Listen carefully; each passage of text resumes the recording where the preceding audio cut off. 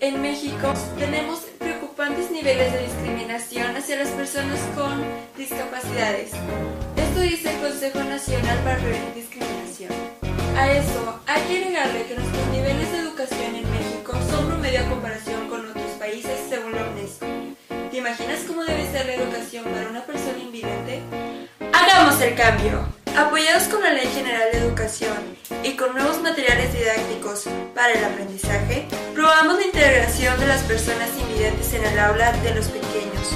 Hagamos que se sientan iguales a los demás. Logremos que Gerardo y Joel, que tienen problemas de visión, puedan aprender a leer y escribir en braille y se sientan integrados. Que a Alejandro le llame la atención leer y que Fernando pueda comprender por completo el abecedario. Pues lo aprende conmigo. Se logrará un comienzo de la educación moderna para las personas con discapacidades.